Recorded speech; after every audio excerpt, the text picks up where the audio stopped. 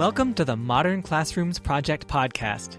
Each week, we bring you discussions with educators on how they use blended, self-paced, and mastery-based learning to better serve their students.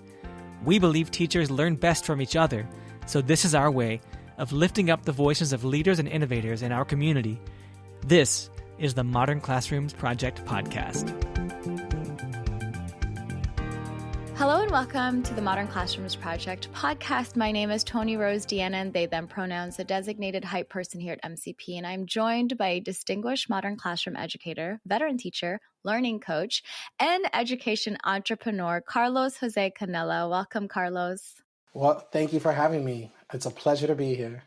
Yeah, it's so exciting to be in this space with you, and thank you so much for saying yes to the podcast. I feel like you and I have connected for maybe a couple of years now, and so it's really awesome that we get to capture this conversation this time around, because I feel like you do have a lot to say, especially as an educator in the space that you're in. So before we get started, what is bringing you joy currently? Currently, it's spending time with the people that I love. Definitely, like taking my kids and my wife out to eat, playing a video game with my best friend or with my brother, just those moments where I get to spend quality time and just talk to the people that I love the most has been really, really bringing me joy. This just reminds me of how beautiful community is, right? And being surrounded by loved ones, it makes everything that much more attainable, sustainable, maybe is the word I'm looking for. It just makes everything a little bit better when we're surrounded by love. I feel like it's both attainable. Everything is more attainable and sustainable because of it. So definitely. Okay. Yes. Thank you. Okay, so tell us more about who you are and how you started your MCP journey. Sure, yeah. So I'm a second generation Dominican American, born in the Bronx, born and raised, spent most of my life there. And I came into education later in life. When I was younger, I was blessed to go to really good schools, and I knew how to do school really well. So I was successful. And then at 19, life hit me kind of hard, and I had to change trajectories and kind of join the workforce full time. And I did that for a while. And it wasn't until I was about 26, 27 that I kind of got back on my track. And while I was a brand ambassador for Nintendo, as a matter of fact, I went back to school, started getting my degree, but now I had a lot more focus and vision with regards to what I wanted to do in my life. And that was education. Education was the thing. I realized how disparate my educational experience was from my peers, from my cousins' kids. And I had a real problem also with how literacy was treated in that whole experience. Even mine, when I had a really good education, I didn't actually learn to love reading until I was about 20, 22. And I discovered it on my own by accident, picking up The Hobbit, right? So I wanted to give kids that opportunity to enjoy and learn that you could really love reading and grow because of it at an early age, as opposed to my experience and the experience of a lot of the people that I was around growing up. So that's what's driven me. 9 years in, I started implementing MCP about 2.5 years ago when I lost a really, really important mentor in my life who pushed me more than anything to follow my true self in my classroom. And I realized after having stumbled across MCP and Instagram that this was a model that worked with my love of technology, my love of literacy, and my love of engaging students all together. So I started implementing, I became a distinguished modern classroom educator, and I've loved collaborating with MCP ever since. Okay, so I feel like you and I have known each other for a couple of years now, Carlos, and I still learned so much more about you, which is really dope. I think you and I connected in person. Was it at ISTE or was it? No, it was at NCTE, right? NCTE, yeah. Yeah, because I know that you had shown up in a lot of our virtual spaces, and there was an opportunity for folks to go and attend conferences, and you jumped right on, and you and I were able to connect that way. And it was such a filling experience to be in the space who kind of to be in a space with someone who has values that align with mine, right? So the conversations that we had were very fruitful. And I was able to, go see you in action in New York as well. And y'all listeners, when I tell you, I've never seen anyone so organized in my life, going into a middle school ELA classroom and seeing how the students function and how they moved and navigated in your space, because everything was so organized and there was routine and procedures for everything. It was very clear, transparent, and students just know what to do. I was really, really, really impressed and amazed. And so it was really just, again, great seeing you in action, connecting with you in person, and then just continuing this accountability piece between me and you of making sure that we both rest, right? Because as educators, we tend to not rest. And I love this whole concept that you brought up of this love of reading that you found later on in life. And it was through a piece of literature. And you wanted to mirror that, or at least create the same kind of experience for students as well that you work with, right? And so I know for me, that's always been my biggest goal in when I was in the classroom, is the love of reading. I don't care what you read. Reading is so much fun. And so I appreciate you naming this piece as well. And I think you're the first person that said you found, or at least the first person that I've heard say that you found MCP on Instagram. The power of social media, right? That's really cool.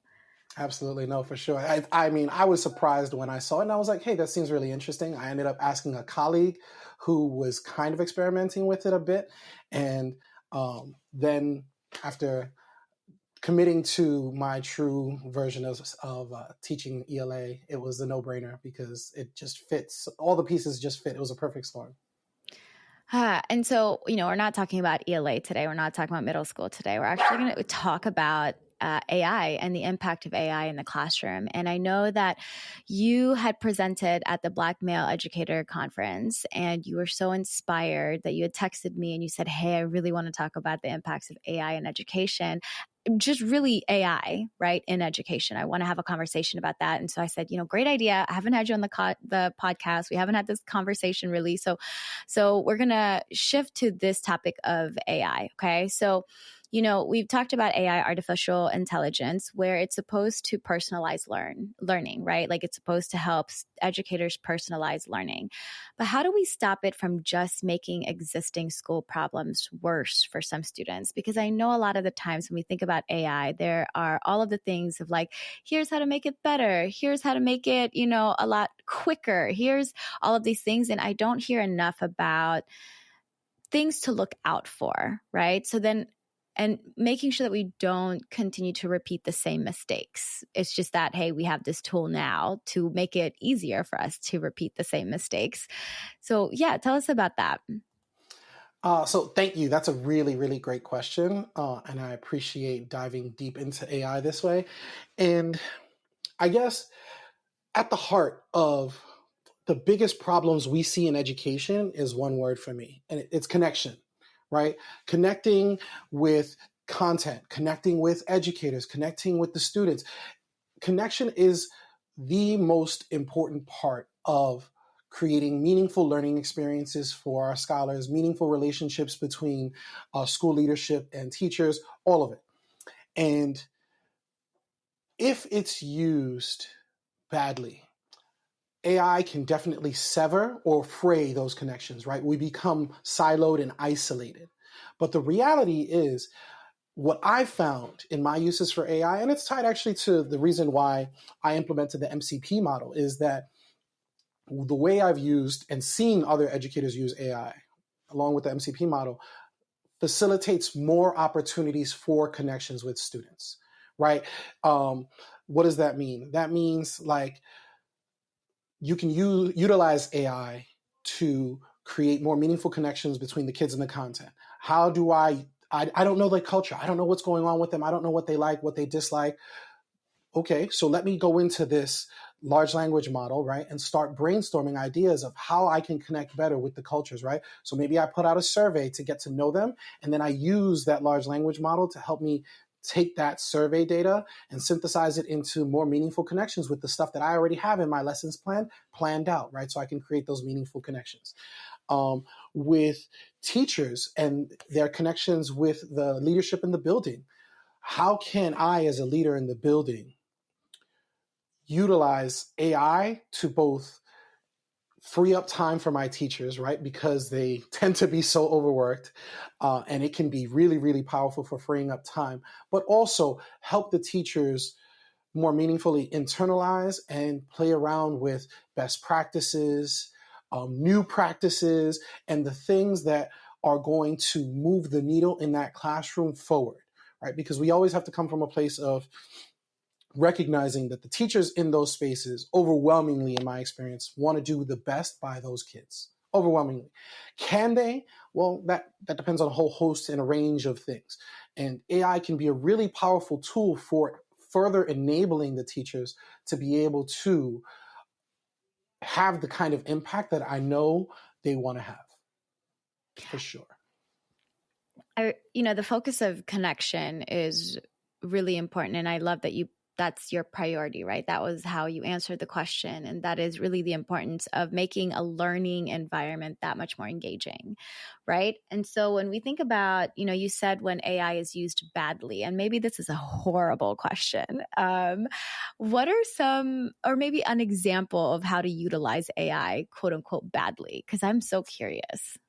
Yeah. So one of the ways that you can use AI badly is, let's say you stumble into a problem in your classroom. My students are struggling with theme, right?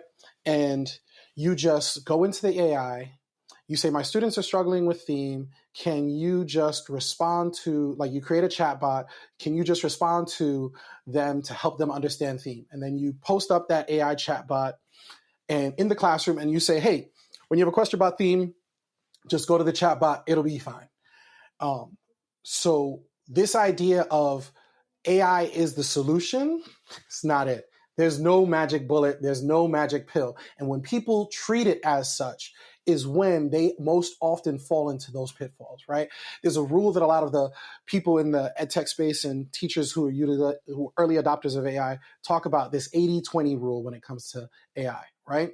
You let 80% of the heavy lifting be taken care of by AI, but that 20% needs to be curated, dominated, and facilitated by you, right? It's not just you just unleash it onto these children and hope something sticks. No, you have to curate it. You have to test that chatbot, right? Ask it the kinds of questions, act like a student, and then fine tune and tweak it so that, yes, it will create a space where it can respond to the students in the way without giving them the answer, while asking them meaningful questions to get them to do the right kind of thinking, right? But only after you've put in that 20% to help refine it and make it more meaningful. But when you just try to rely on it like a magic bullet, you are dooming yourself to a whole host of other issues and the pitfalls that you were kind of worried about. Okay, that was a really great question. That was a really great answer to my how do you use it badly. I think a couple of things came up for me is that regardless of it being a robot and making it that much easier for you to be able to create things, right, it still needs the eyes of a human so that we can take a look and see and make sure that it doesn't continue to utilize stereotypes that could be harmful or creating a harmful piece of content, right, that could be jarring for kids, especially in the marginalized groups, right? So I really like this thing of you saying, no, we have to play with it ourselves. We have to explore. We have to ask the questions. We have to pretend like we are the students so that we know exactly what it's creating for the students, right? What the responses are. And again, this whole concept of AI is not the solution is worth repeating over and over and over and over again. And even before pre-AI, Carlos, I know in my own practice when I was in the classroom, I struggled with doing the tasks that I asked my students to do. I created a writing prompt and I just said, okay, good luck, have fun, never even thinking that I should answer that prompt as well. And then when I finally sat down and then, I see the students creating and answering the writing prompt and it doesn't align with what I'm wanting to see, then I get frustrated and I blame it on the students. Like, how do y'all not get this? And then when I try to answer it and I figure I couldn't, I was like, oh, I'm the problem actually. So I again, just love this concept that if you're gonna get your students to do something, please do it first yourself. Like, you have to do it yourself to see what kind of problems, challenges, questions, hiccups that you're asking students to do. So I really love that. I think I want to go back also to the fact that AI can help free up time, which again, time is sacred for educators and all stakeholders, right? And then also creating that time to help teachers internalize all the things that we're getting teachers to internalize, right? Because I think that's the missing piece, is like, here's another thing that you should do. Here's another thing that you should do. And there's no pause and process time for teachers to really internalize what that could look like in their setting. So I really love this whole push too of, yeah, AI can free up that time. And we want to be intentional with the time as well that is now opened up, right? We don't want to just fill it up with more stuff that actually don't make sense or things that are not relevant, but we want to be able to create meaningful and intentional activities and reflections, as opposed to just filling it in, like busy work, right? Because we're so good at filling in busy work. So, okay. Thank you for answering that. I feel like, you know what, we're just going to bite the bullet and go straight to what are some things that AI is kind of limited to, and then what are some things that, we want to reiterate to educators who are playing around with AI. And so, we're talking about self-pacing, right? Because MCP is really huge on self-pacing, and AI really does help with self-pacing, because that is that is the most challenging pillar of our model, in my opinion. And so if AI is letting or inviting students to learn at their own pace, right? How do we make sure that they still talk to each other and learn together, right? Because again, time and time again, I've heard educators say, Carlos, my students don't know how to collaborate. They don't know how to talk to each other. And with more technology and more tools available, it really does, like you said, kind of isolate human beings, right? Because we no longer feel the need to talk to other human beings. We have AI to talk to. We have, all of these other outlets to utilize instead of in-person or even just collaborative moments with other human beings. So, yeah, how do we make sure that our learners continue to learn together? Yeah, that's an awesome question. And I think that's tied to the reason why AI won't ever replace a teacher. It's tied to, we as humans are social creatures, right? We've been built over generations to learn socially, right? And nothing will substitute that social interaction between a caring adult and a curious child. Nothing can substitute that, right? But in order to keep our kids from falling into those traps of just technology, right? And we see it all the time. My daughter struggles with it now, where I call them phone zombies, right? Where they're walking in the street and they're just a slave to the technology.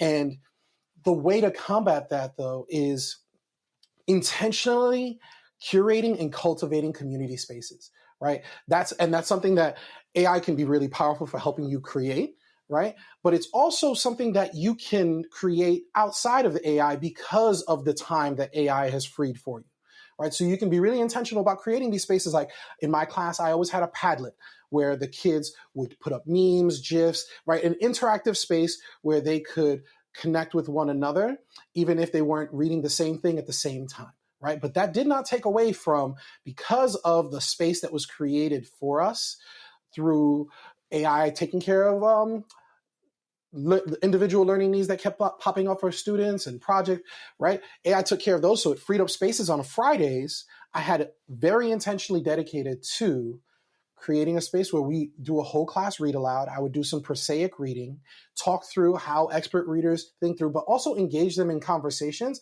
about a high interest text, right? And those community conversations were some of the things that the kids looked forward to the most. When Friday came around, they were like, yes, Children of Blood and Bone is coming out, or whatever the text was, right? And it was tied directly to, there is no substitute for that social interaction, especially when you are intentional about finding like a high interest text in ELA or a high interest topic for them to discuss and engage with one another. They're always looking for that social. And I think school is really good at trying to minimize the social interactions kids have with one another for the sake of learning, right? As if social interaction isn't one of the most important things that they'll learn to be successful later in life. Networking, marketing, right? All of the ways that social interaction is so valuable later in life. School tends to like try to sacrifice those hard skills for the learning, the specific learning that needs to happen. But the reality is that through the use of the intentional, right, curated use of cultivating these spaces, you can actually facilitate these social interactions that are so important for their learning, along with making sure that the most important learning is happening and targeted skills, targeted interventions are happening, and all of that, which can feel really overwhelming to try to do when it's just one teacher with one planner and 164 students, as the case may be, all in one spot, right? So, but you have to be really intentional about it. If you're not intentional about it, the same way you have to be intentional with your planning and teaching kids how to talk to one another in small groups when you put them in those small groups, right? In the middle school, I know if you don't teach them how to do it, those conversations will go 6 ways from sideways. And there's no coming back from it, right? So you have to be really intentional about building those hard skills, but also creating the space for those social interactions to happen in meaningful ways that are going to help them grow the ways that they want to grow and the ways that we want them to grow. Yeah, and that's something that I noticed in your classroom too, Carlos, is just the fact that everything was so laid out in a way that students could have access to it and enter in any level that they're at, right? So you provided those scaffolds, you provided sentence starters, you provided different opportunities for students to show up as themselves and participate in the community conversation that you're talking about, right? And, when you said the social interactions, I was just chuckling in my head because it's especially relevant, especially important in middle school, right? Middle schoolers want to interact with their peers and they want to interact in the most positive way. And sometimes they don't know how to do that in the most positive way because of all the hormonal changes. And so as educators, we want to make the time to teach our students how to collaborate and how to talk to each other. And this doesn't just go with middle schoolers. It goes with any grade level, any age, all the way up to 98, 100 years old, honestly, because, different social situations require different expectations, right? And so when the host or the facilitator or the teacher creates a learning environment where it is clear, then the stress is lower, in my opinion, to have those conversations with people, right? And I'm also something that you said that stuck out to me is that school is so good at minimizing these social interactions. And I never thought of it that way before, Carlos. You are so right with my experience also. And it is all about, hey, you have to comply to these rules. You have to do what I say. We have to learn the way that we need to learn, which is my pace and my pace only. Then it scares students away from the actual learning that's happening. And so when we're talking about self-pacing, typically people always assume you just release students and there's no check-ins. Students can't collaborate with each other. And it's like, no. Like you said, on Fridays, students have something to look forward to. They're doing the community check-in, the community conversations. That was also something that I did as well. On Fridays, we didn't self-pace. It was actually like, hey, we're going to review together. We're going to play together. We're going to explore together. We're going to be in a whole group together. And some teachers start off on Mondays being like that, or Wednesdays, wherever, right? But I think the whole thing with AI helping with self-pacing is that it helps and provides support for our students, right? More support and more guidance in case they can't ask a peer or they don't want to ask a peer, then they have that AI bot to help them think through their thoughts before sharing it out loud, right? But it's also building in that step of like, okay, cool, use AI, right? Go through and have your thought partner with AI, and then you go and talk to a peer in that classroom and then talk through that thought that you had, right? Or the idea that you had. So really just there's a balance that's needed here. We don't want to just rely on AI. We want to make sure that it is balanced with all types of interactions in the classroom. And so thank you for naming all of that too. Yeah. Sorry, yeah, no, and to that, right? One of the things that I was also really intentional about is whenever I created some kind of tool that was supporting students independently using AI, I also weaned them out of it, right? Because what kids are really good at also is an over-reliance on technology to solve the problem and the situation that they're going through, right? That productive struggle that we want them to go through kind of gets bypassed when, we always keep the scaffold on. The scaffold is supposed to be slowly removed, right? That's the idea behind scaffolding. You create the initial supports that are needed, and then slowly but surely the students become autonomous, right? And they can incorporate what they had in the scaffolding independently. So with AI, it also becomes like, if you're going to use it that way, which is really powerful, you also have to teach them the skills of how to come off of it and still incorporate what they learned when they were using it, right? Because again, and then it just becomes another thing that they rely on all the time without having to feel like they have to do the thinking, right? That productive struggle that's actually going to push them to the next level. Oh, and now you got me thinking about learned helplessness. It's not just from the teacher at this point. It's also from these, tools, the AI of, I don't have to think about it. So I will just put it on AI to figure it out for me. And so the over-reliance is so real. That is so real. And the productive struggle is definitely needed. And I think this is another thing too that I'm constantly hammering down is the fact that we need more critical analytical thinking skills, right? Like we need to be able to critically think of things. And if we're continuing to rely on AI for that, then that does not help. That's not helpful. Like we talked about in the beginning, that's enhancing the problems that we already have, right? So again, just being mindful of how we use AI in our classrooms. Oh my gosh, this is so great, Carlos. I love this. Okay, so, we have bots, right? We have the chat box, we have Gemini, we have, Chat GPT, all of that. And some students have access, some students don't, or like teachers, ed tech tools are all creating AI and have AI, right? How do we ensure actually that a student really gets something, right? Like, can AI truly understand or realize that the student is getting something, or is it just another test? Do you understand what I'm asking here? Like, how do we keep? Yeah, that's it. So it sounds to me like you're asking kind of like, how do we make sure students are learning the skill, not learning how to game the system, right? And the system is new, right? Because the system is curated or controlled, monitored by AI. So how do we know that they're learning the actual skill, not learning how to work the AI to get the outcome that they want? Yes, like that's it. That's it. Okay. Yes, Carlos, that's it. That's definitely it. Yes. Okay.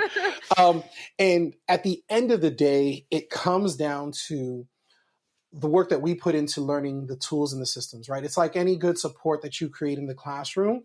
The more intentional you are about how you utilize the tool, the better information and data you'll get, right? So, for example, you can set up the chatbot or whatever the AI tool is, to ask specific types of questions, right? And then based off of the question that the students get wrong, you can see where the breakdown in understanding was, right? So you're using the data. You're not letting the AI prescribe something.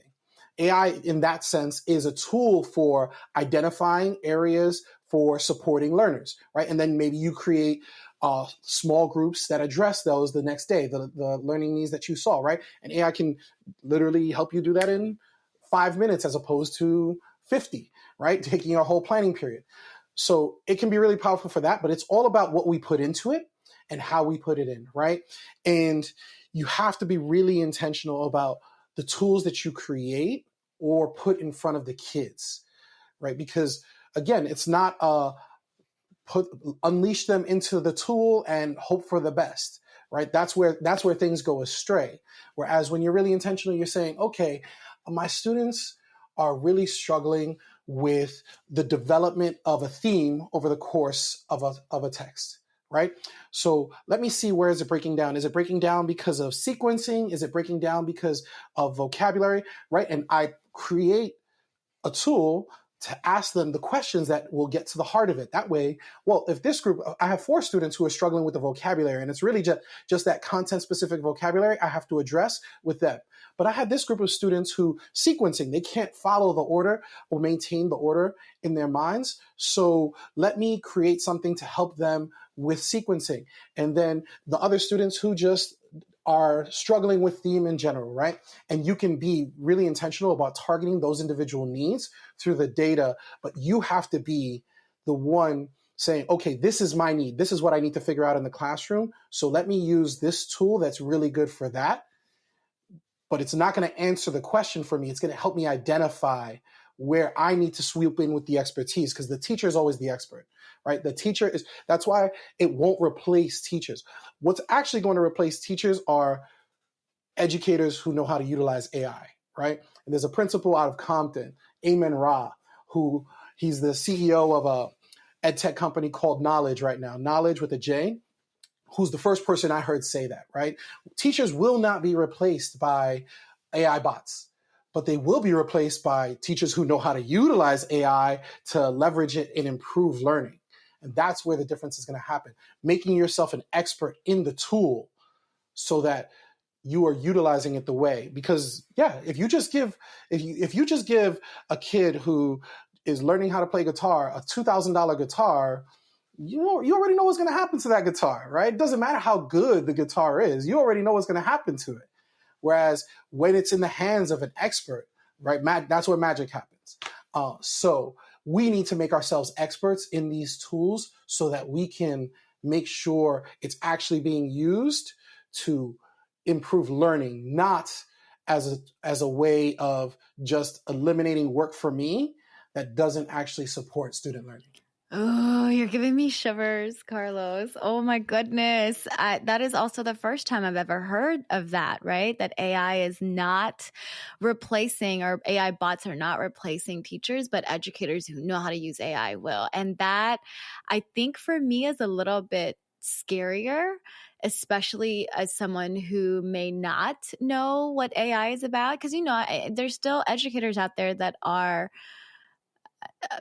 hesitant to play around with AI, right? Because it is a big, scary thing, because we have a lot of narratives that we create in our heads about AI. And so I think my follow-up question for that, Carlos, is what is the first small step that teachers who have never played with AI before could do, or someone who's not an expert just yet, but can get easily overwhelmed? What do you think is a chunkable, bite-sized, action that teachers could take when it comes to learning more about AI?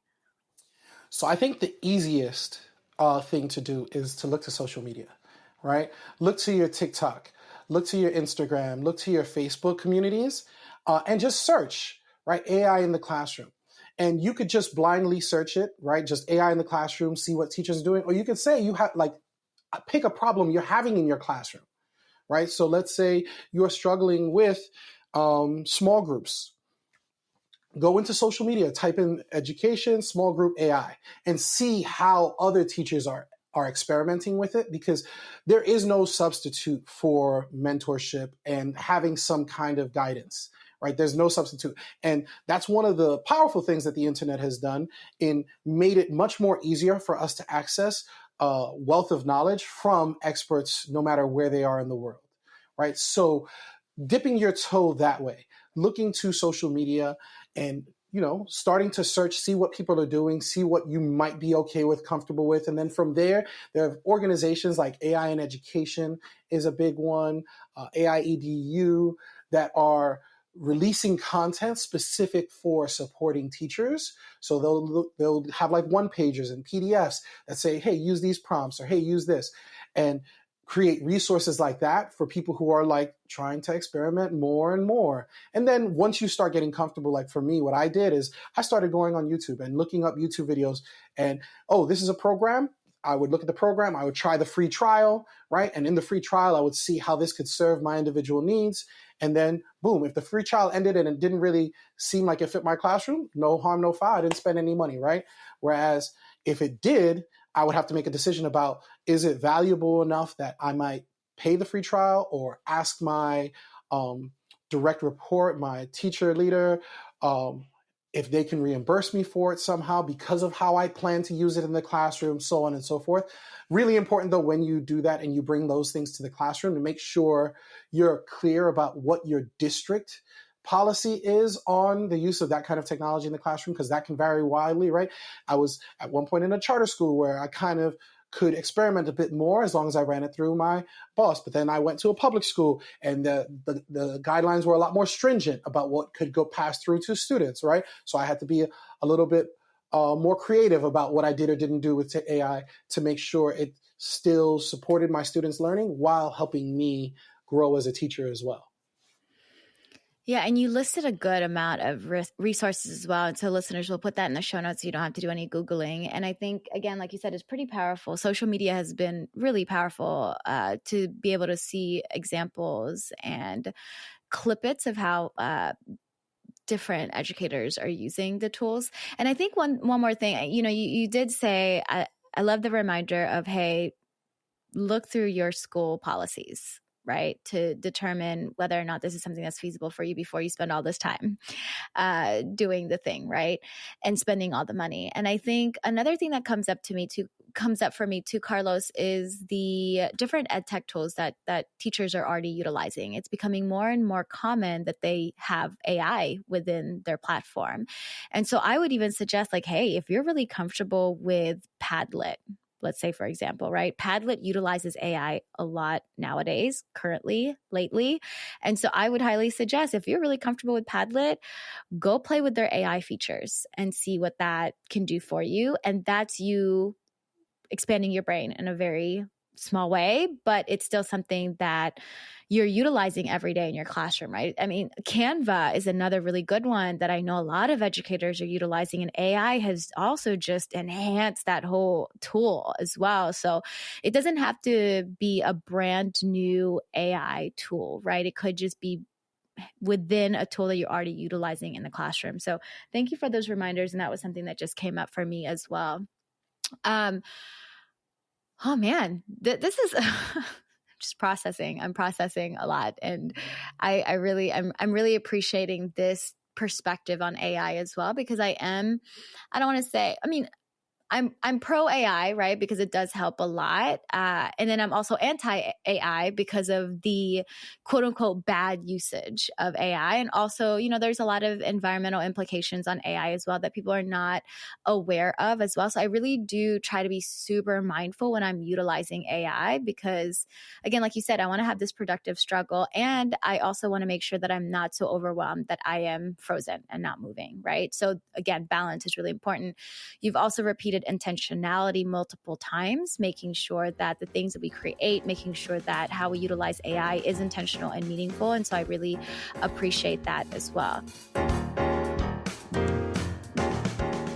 Hey there, listeners. This is Zach. I've got some announcements and reminders for you for the week of April 20th, 2025.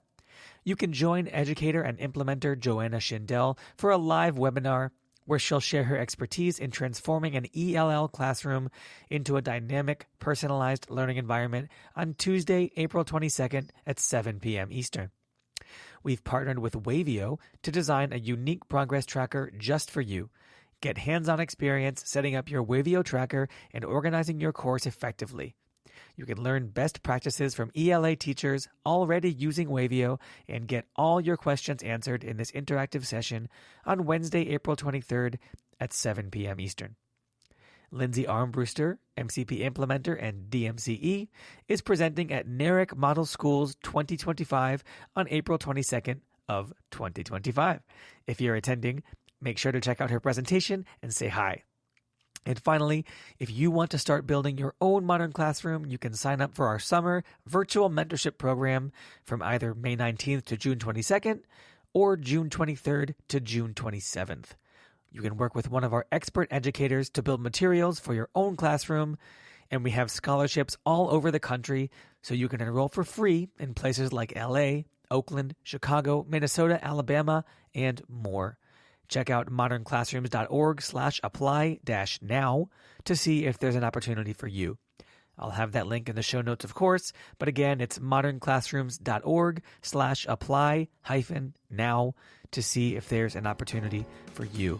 And now let's go ahead and get back into it with Tony Rose and Carlos. Okay. One of the things that I've heard time and time again is that our educators love the fact that there are some AI tools out there that help make lessons, which I think is really awesome, right? So how do teachers make sure it's not just, this robot thing that's spitting out different types of lessons only for certain students? I guess my question is, how do we make sure it's not biased? How do we make sure that it still represents the demographics of our classroom? And I think, you already said we want to look at it with our own eyes. And also sometimes we don't know what we don't know, Carlos, right? Because I could say, oh, this is great, and then cause harm unintentionally for a group of students. So how do we check all of those? So checking all of those comes back to the best analog teacher practices, right? Where you put in the work to get to know your students. You have to put in some work, and it could be a survey, right? And you could even have a large language model help you create a general student survey that will help you understand what's going on with their home life, what the likes, dislikes, cultural things that are significant to them, moments or holidays, right? So you could have the large language model help you create, but it comes down to the nitty-gritty work of getting to know your students, which again can feel overwhelming when you have like over 100 plus, 120 plus. But putting in that work leads to long-term dividends, right?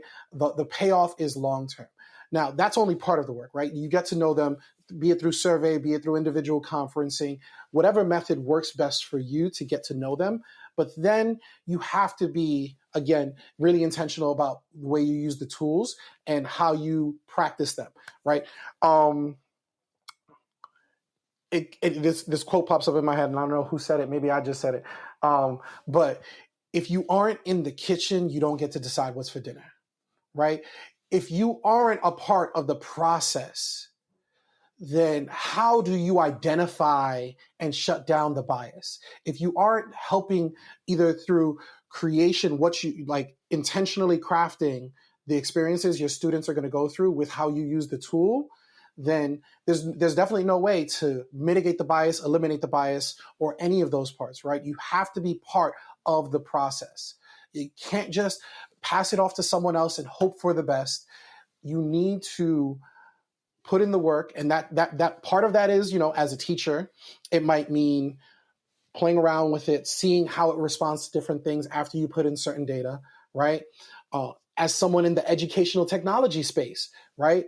Getting a wider range of voices and experiences to help train these models, right? In the ed tech space, getting a more broad range of voices, experiences, and perspectives to work on training these models and these tools so that we mitigate and eliminate bias as much as we can. But at the end of the day, let's also be very clear. The tools are only replicating the bias that already exists within the systems, right? And the people that create them, right? So we all have bias, all of us as human beings. It's part of how we try to construct meaning in a world that can be at times chaotic and frustrating and terrifying. So we all carry bias with us, and the systems are only a replication of the biases that already exist within us.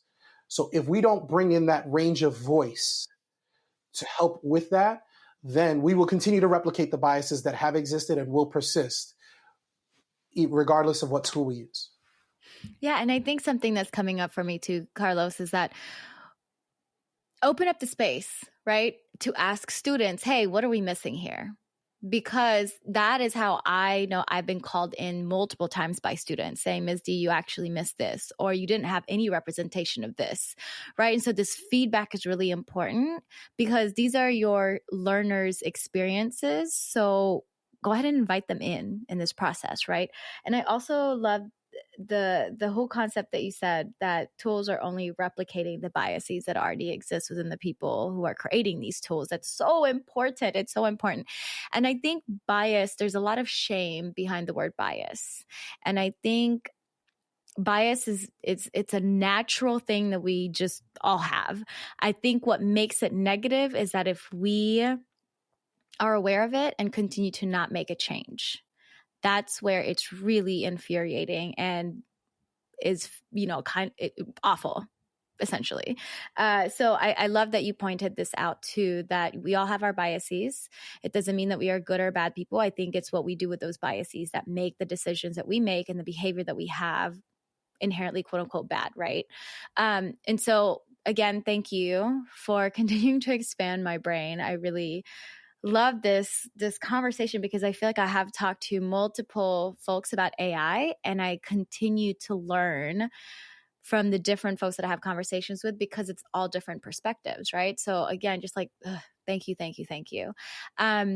So how do we keep teachers up to date on all this AI stuff, right? Because I know for me, I'm neurodivergent, Carlos, I get really overwhelmed. And if it's too much information, I don't even click on anything. So then I don't know it. And so how do teachers keep up to date? And then how do they know that they're using it fairly? Yeah. So to the first half of that question, it's almost impossible to stay up to date. It's changing so fast. Literally every week, I follow a couple of different social media people who, like, every week they have 20 to 30, an hour and a half long talk about the way that AI has changed, right? It's like the early stages of the .com boom, right? When we first got the internet and everyone was making web pages all over the place and trying all these different things. It's expanding rapidly, and insane amounts of money are being invested in it consistently at a regular pace. So the rate at which it's going to change is impossible to keep up with. That's why it needs to be about what are yours and your specific students' needs, right? What are, like, doing a needs assessment where you figure out, okay, right now, planning is my struggle, right? I'm really struggling with planning. And it's consuming an insane amount of time, and I'm not differentiating the way that I like. So which one of these is going to help me, right? So you look at 2-3 different tools, and then something like Magic School AI or DFID or something, right, that would specifically meet that need. And then you try it, work through it, and I guarantee you, they will be consistently updating it, because the only way any of these ed tech companies are staying relevant is by making sure they are consistently adjusting to the needs of teachers. That's how they make it through their funding rounds, right? And continue to get ingestions of millions upon millions of dollars through those changes that they're consistently making. So work with a mindset of, I'm going based off of what my need is, not like I'm going to try a little bit of everything. Because when you try a little bit of everything, you don't really end up doing anything particularly well, right? And you might experiment every once in a while with one separate tool or a second separate tool, but making sure you pick a high quality tool at the beginning that specifically serves a need that you consistently come back to is going to be the best way. And when something better comes along, you'll usually hear it, because other people in your spaces, online, in your class, in your building, a teacher, leader will be like, hey, have you tried? And then you'll be like, no, why? And that conversation, right, that community will help you, lead you towards something if something better comes along, most often. That's been my experience anyway. Okay, so I needed that reminder / permission that I don't need to look at all of the things. And I think, again, that has everything to do with my neurodivergence, and I just want to do all the things, right? So I think, again, your focus on needs assessment. What is it exactly that you need for you and your learners? And sometimes it's just for you, period, right? And that's okay. Instead of looking at all the things in front of you and then getting overwhelmed. So I really like that reminder. Thank you. Thank you for that. And okay, so you dropped a couple of resources again as you were talking, right? Like Magic School and DFID. So you also shared a Padlet with us with different types of AI resources, which I'm really excited to share with our listeners. Tell us more about that. Yeah, so speaking to exactly what you were saying, right? There's so many different things that you could be using. I found it really helpful to just kind of condense, like turn to the people who are playing around with it, because there are people who have plenty of time to play around with all these tools and dive deep into them, dive at the surface.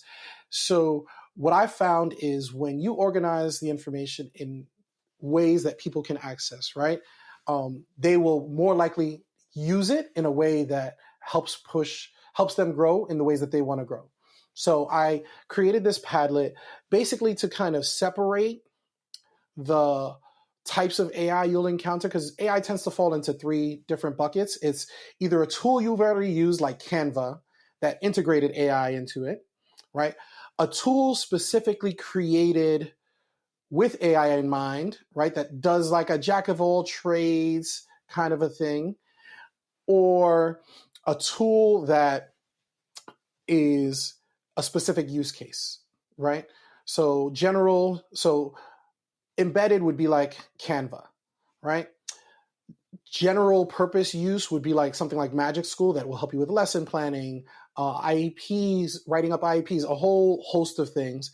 And then specific use case would be something like TextFX, right? That was created in collaboration between Google and Lupe Fiasco to help with aspiring rappers or rhymers or people who want to create music, and it gives you a bunch of tools for creating music, right? Specific use cases. Now, outside of that, there are the big, large language models like ChatGPT, Claude, and Google's Gemini, Llama, all of those big models that you kind of have to know what to put into them to get the best product, right? And again, there's resources for that. But the other 3 buckets tend to be where most teachers fall. And I wanted to create a resource that would help them navigating that, right? So in the resource, it'll take you to a link. It'll talk to you a bit about what it can do. And I'm trying to keep it as updated as possible. It won't have every AI tool, but it will have some of the most popular ones that teachers are using to help make meaningful differences in their classroom. And in there, I also squeezed in a resource from AI in Education, who's doing a lot of work with this. And they have a prompt library. So if you really do want to dive into the ChatGPT's Claude and make it your own, they have this resource where it teaches you how to create a prompt, because the idea of creating the best prompt is also kind of its own art and a skill we need to be teaching our students, for the record. Let me be very clear. To get the best outputs, you need to know how to prompt, right? Like tell it what kind of expert you want it to be. Then tell it what the specific problem you have, and then have it question you to help dive deeper into what specifically you need. Then iterate as it produces things, right? That's going to be some of the best practices when it comes to using the larger language models like ChatGPT and Claude. So building those skills, right, is also important as you get more and more comfortable and want to do more with the AI world. Yeah, I was also thinking about this, the prompt library, right? That could be a step that teachers who've never really played around with AI or have not played around with AI much could start with, is that prompt library, because it is really fascinating. Another thing too that I would love to push for / challenge, especially if you are a department chair or an instructional coach, is making time for people to explore the AI tools that are provided for them by the school district, or, something that the instructional coach for technology has also brought up. So I would say really look at how your department meetings are being used, and then providing that time and space for people to play, because assuming and expecting for educators to do this on their own is laughable. So just a heads up on that, y'all. Make time in the classroom, especially, in the school day, not even the classroom, but in the school day. Even if it's just, for the do now, 5 minutes, play with the prompting of this AI tool, right? And then talk about what you found, talk about what could be helpful in your own classroom, talk about how you plan to utilize it, right? Quick, easy 5 minutes. Doesn't necessarily have to take the entire planning time or the meeting, right? So, thanks for providing that resource, Carlos, because I know that that's definitely going to be super useful for a lot of our listeners and just educators in general. So, Carlos, is there anything else that you wanted to cover that we haven't had a chance to cover, or something that you want to say that you haven't had a chance to say? I feel like we've covered most of what I wanted to talk about, but I can't emphasize enough that like AI is not the answer. Sounds crazy coming from someone who is heavy into AI, and sorry, Allen Iverson's fans, but AI is not the answer. It's a tool. It's a tool, and a really, really powerful one at that. That's going to give teachers so much access to insight into student thinking, insight into best practices in research, insight into what the world in our classrooms could be, right? But it really makes me think of like this really fun video but with Dave Grohl in it, the lead singer of the Foo Fighters and the former drummer for Nirvana. And it had him in this like tiny office space. And he was autographing this toy drum set that somebody had brought to him. And then they just give him some drumsticks and have him rock out on it. And he does an amazing job. I mean, he's a phenomenal drummer, right? He kills it, absolutely kills it. But it makes me think of that because of how educators have learned to make magic with so little, right? Dave, in that moment, he could make magic with those tiny drums. It didn't matter. He was just he's just that good at it, right? And for so long, educators have had to make that kind of magic with so little, with these toy drum sets, right? And moving minds and with low resources, little support, all of these things, right? But AI creates a real opportunity and an accessible opportunity for educators to have a much higher quality drum set, right? Have a much more powerful experience at a larger scale for creating the best learning opportunities for our students, right? And AI can be the thing that creates that. It absolutely can, but it only happens when leaders are really intentional about what you talked about, right? Creating spaces for the teachers to interact with it in ways that are meaningful to them and actually giving them the time and the space to do that, right? Teachers are intentional about how they use it, right? Both for getting better insight into their students, for creating a greater classroom culture, for getting greater insight into where their learning is breaking down and how to support them, right? And for creating time and space for them to build community with those students, right? It's really powerful for all those things, and it can be that opportunity if we utilize it the way it should be, to empower as opposed to obfuscate and kick the can down the road or pass the problem to someone else, which it can, a tool like that can easily fall into that trap. You know, I had so many thoughts in my head as you were talking, but I just really wanted to listen. And that was just, yes, we are magical. That's it. We are full of magic. Our students are also just as magical, if not more. And we are able to do so much with so little. So that's, again, such a nice reminder to hear. And I love that I'm hearing it from you, and super appreciative again of you continuing to expand my brain. So, okay, Carlos, what do you hope to see in the future? What goals do you have?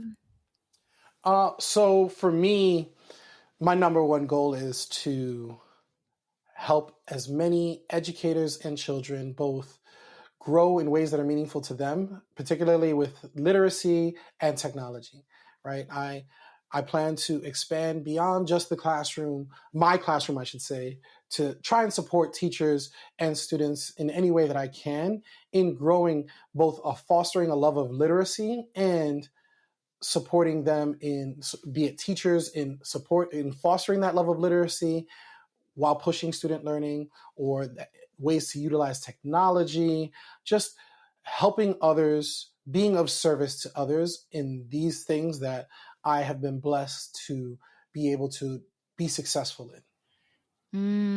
Are you planning on going to any other conferences, Carlos? Because I know you really love going to conferences. I do. My favorite conference is always the Hip Hop and Education Conference in New York City at Teachers College. So I always plan to go there. The BMEC, Black Male Educators convening, was such a fun, amazing experience. And that one was in Philadelphia. ISTE is always one. I missed South by Southwest EDU this year, but I'm really hoping to go next year, because that's always one that seemed really powerful for the use of technology in the classroom. So South by Southwest EDU, those are the main ones right now. I'm definitely open to some Born to Teach, Teach Jam, and some of the others that I've heard about. But the big ones on my radar right now are definitely the Hip Hop in Education Conference, ISTE, BMEC, and South by Southwest next year. Yeah, you put me on the Hip Hop in Education one. I do hope to attend that one year because, again, I think it is Christopher Emden, right? Dr. Yep. Christopher Emden who hosts that. So, and I love all of his work. So thank you for putting me on with that conference. So, okay. Well, Carlos, how can our listeners connect with you? Yeah, so you can connect with me via email at carlos.canela@ltsconsult.com. I'm also on Instagram, TikTok. I'll be posting regularly on ways that I use or I could imagine using AI in the classroom and technology in general, both for literacy purposes and non-literacy purposes. I've helped even math teachers with this kind of stuff. So social media, TikTok, Instagram, mostly, my email, and on my webpage, ltsconsult.com also would be a great place to find me. Please feel free to reach out. And I'm creating a newsletter that I'm hoping to get out soon to finding as many ways as I can to be of service to others. What was your social media handle? I don't think you said. Techie Mr. C is Instagram and TikTok. So Techie, TECHY MRC, Techie Mr. C. Okay, beautiful. And we'll put that in the show notes as well, so you don't have to do your own Googling for it. So, Carlos, I love the time that we spend together. Honestly, it's so filling. Like I said earlier, every single time we talk, thank you so much for sharing your experience and expertise with us and continuing again to expand my brain. I love your perspective. I love your brain. And I'm just really grateful for your presence in my life. So thank you. No, thank you. Thank you. It's been an actual blessing getting to know you, having you in my life, learning MCP, incorporating it, the opportunities you've all created for me. And the conversations with you are always amazing because you're expanding my brain. You're pushing me in important ways every bit as much as I try to support you. So I absolutely love it. And I look forward to the next time we get to speak. Yeah. And y'all, Carlos is the person that calls me in all the time about my lack of rest. So I'd be like, Carlos, you need to rest. And he'd be like, are you resting? And there we go. So thank you, Carlos. I appreciate you. I appreciate you too. Listeners, remember you can always email us at podcast@modernclassrooms.org, and you can find the show notes for this episode at podcast.modernclassrooms.org. We'll have this episode's video uploaded on Modern Classroom's YouTube channel and transcript uploaded by Friday, so be sure to check back to access those. Also, we are asking our listeners to leave a review if this podcast has been helpful in supporting you to create a human-centered learning environment through a blended, self-paced, and mastery-based model. It does help other folks find it. Thank you all for listening. Have a great week, and we'll be back next Sunday. Thank you so much for listening. You can find links to topics and tools we discussed in our show notes for this episode. And remember, you can learn more about our work at www.modernclassrooms.org, and you can learn the essentials of our model through our free course at learn.modernclassrooms.org. You can follow us on Twitter, Facebook, and Instagram at Modern Class Proj, that's Proj. We are so appreciative of all you do for students in schools. Have a great week, and we'll be back next Sunday with another episode of the Modern Classrooms Project podcast.